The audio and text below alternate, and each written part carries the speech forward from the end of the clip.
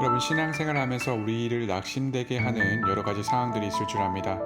먼저는 우리가 불신 가족을 위해서 기도할 때 하나님의 응답이 더디고 그들의 회심의 타이밍이 우리의 타이밍과 맞지 않을 때 우리는 낙담할 수 있을 거라 생각합니다.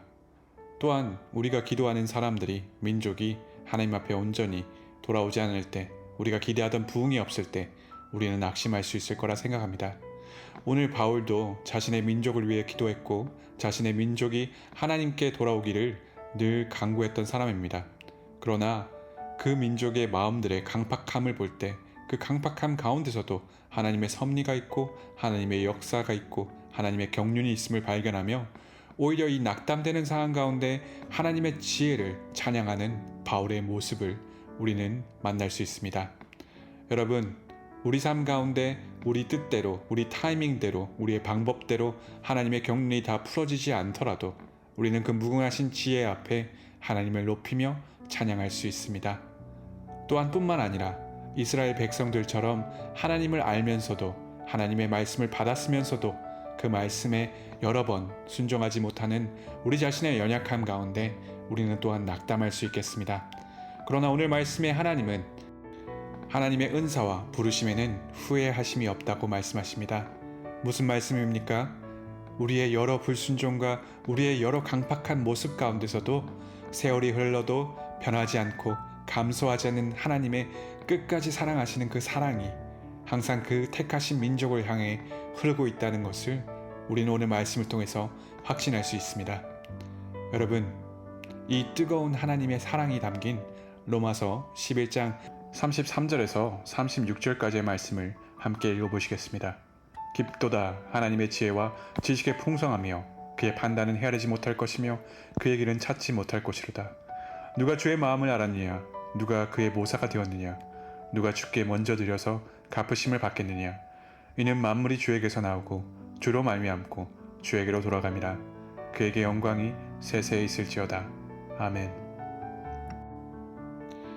오늘 말씀 가운데 온 이스라엘의 구원을 경영하시는 하나님의 계획을 바울은 논중하면서 구원을 이루시는 하나님의 지혜와 지식은 인간의 지혜로 다 헤아릴 수 없음을 고백하면서 그 지혜와 지식에 풍성하신 하나님을 찬양합니다.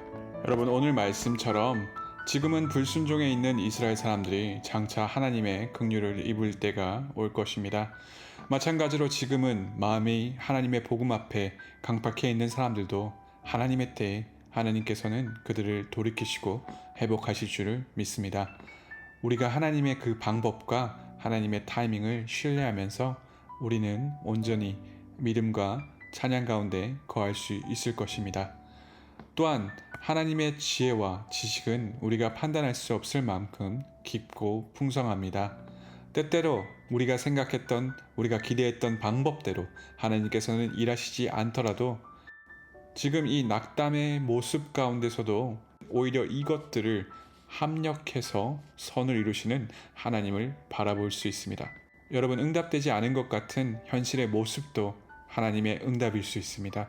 하나님은 이러한 부정적인 요소들을 사용하셔서 오히려 하나님의 구원의 경영을 이루시는 놀라우신 지혜의 하나님이십니다.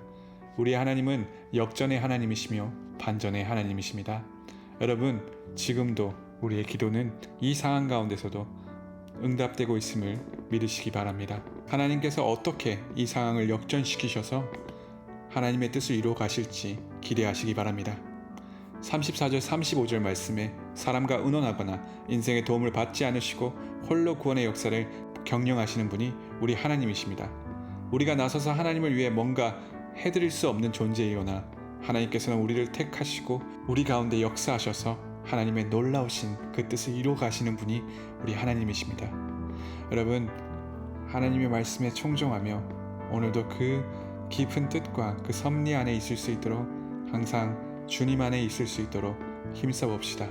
만물의 근원이시고 보존자이시며 목표이신 분이 우리 하나님이시기 때문입니다.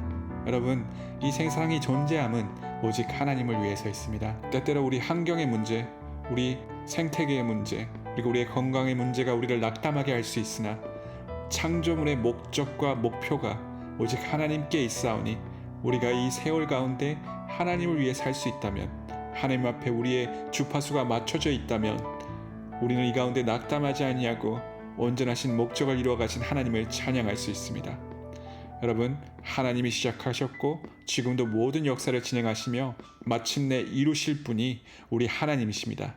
그분 안에 우리의 과거와 현재와 미래가 있음에 함께 기뻐합시다. 함께 신뢰합시다. 함께 확신합시다.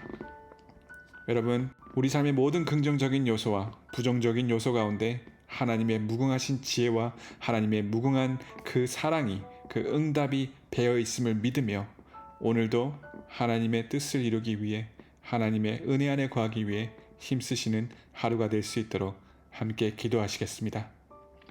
사랑 많으신 하나님, 하나님의 그 복음의 서신 가운데 하나님의 뜨거운 사랑을 이 가운데 담아주심을 감사합니다. 하나님이 이 서신을 통해서 오늘 나의 시각이 변하고 나의 태도가 변하고 나의 의지가 변할 수 있도록 하나님 역사하여 주시옵소서.